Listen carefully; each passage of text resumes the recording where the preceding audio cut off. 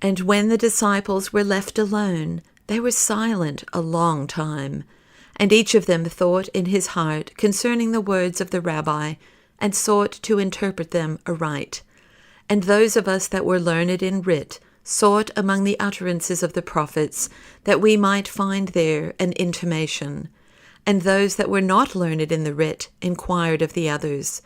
And Simon the Zealot said in the bitterness of his spirit, We have borne insult and mockery, that he might shine in his glory.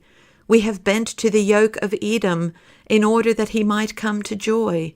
And shall he too fall under the shadow of the rod? What meaneth he with those words?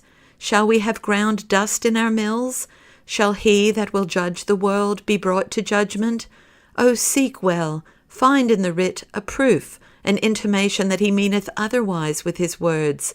And the disciples sought and meditated, for many of us had not heard that the Messiah would pass through much suffering, and for such of us as had not heard, this was a new thing.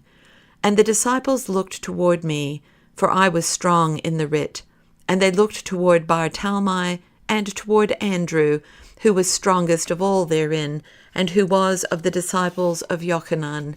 And from us they looked to Philip.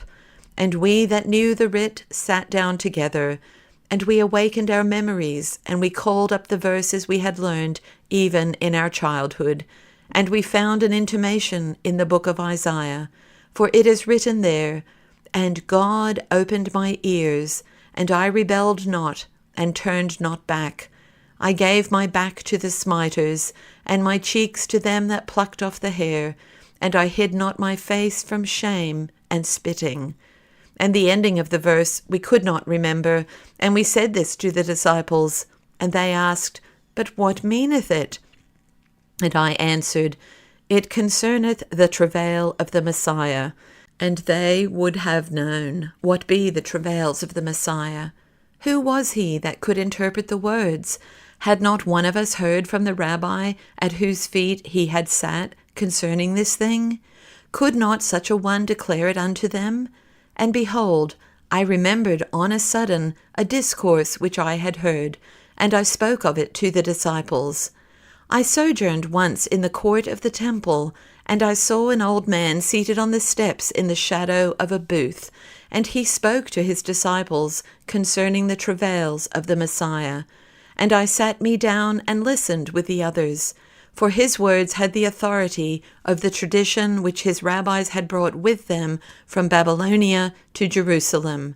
And his rabbis had received the tradition from their rabbis, and the legend came out of Babylon. And as I began thus to speak unto the disciples, they were filled with eagerness, and they said, Now let us hear what this old man told concerning the travails of the Messiah, for we must know it.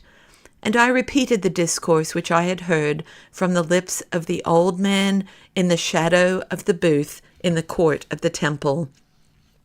The Holy One, blessed be he, made this condition with the King Messiah, saying, They for whose sins thou wouldst suffer shall put thee under an iron yoke.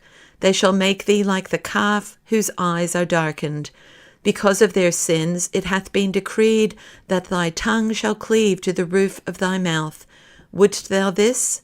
And the Messiah answered, Lord of the world, with the light of my soul and the joy of my heart, I take this upon myself, but with this condition, that there shall not be lost one soul out of Israel. And not only shall the living be helped in my days, but even all they that have died since the time of Adam, the first man, until now. If this be granted, I agree and take upon myself all these sufferings. And I, Judah Ishkariot, continued thus the discourse concerning the travails of the Messiah. Our rabbis have taught, the week of the coming of the Messiah ben David, they will bring iron bars and place them upon his neck, until his body shall break, and he will cry out and weep. And when his voice shall come to heaven, crying, Lord of the world, how much can my strength endure? How much my spirit and my limbs? Am I not flesh and blood? Then in that hour the Holy One, blessed be he, shall answer, Ephraim, my just Messiah, Thus have I decreed for thee from the 6 days of the creation. Now let thy pain be like unto my pain. For from that day when Nebuchadnezzar the wicked destroyed my house, and burned my sanctuary, and drove my children among the peoples of the earth, since that day I have not sat upon my throne. And if thou believest me not, behold the dew upon my head. And in that hour the Messiah shall say unto God, Lord of the world, now am I comforted, for it is enough that the servant shall be as the master. The rabbis have taught this. Our patriarchs will come before the Messiah, and they will say, Ephraim, our great Messiah, we are older than thou, but thou art greater. Thou hast suffered for the sins of our children, and great torment hath been sent against thee, such as neither the first nor last among men have suffered. Thou didst become the mockery of the peoples of the world for the sake of Israel. Thou sattest in thick darkness. Thine eyes saw no light. The skin shrank upon thy bones. Thy body became dried like withered wood, and thy teeth fell out with fasting. All this hast thou taken upon thyself for the sake of the sins of our children. And in that hour the Holy One, blessed be he, will lift up the Messiah into the highest heavens, and he shall spread his glory over him. And the nations shall come, and they shall lick the dust from under the feet of the Messiah. And it is written, like a bridegroom that shineth in beauty.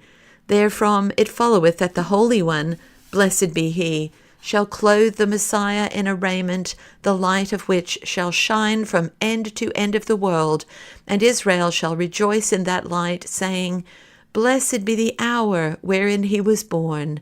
Blessed be the womb whence he issued. Blessed be the generation which beholdeth him. Blessed be the eye which hath gazed after him. The breath of his mouth bringeth benediction and peace.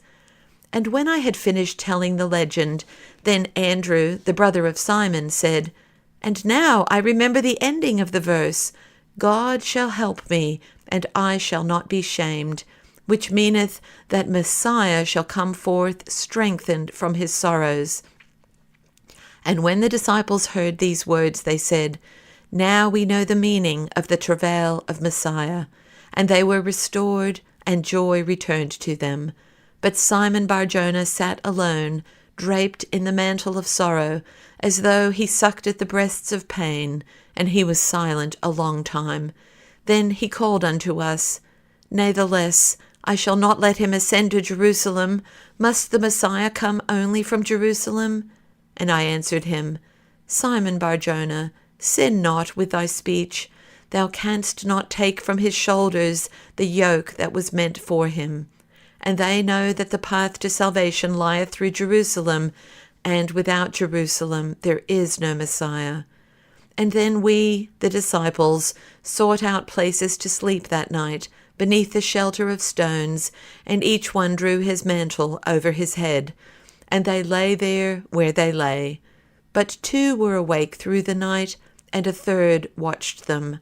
The rabbi stood upon the summit of the mount, and prayed alone.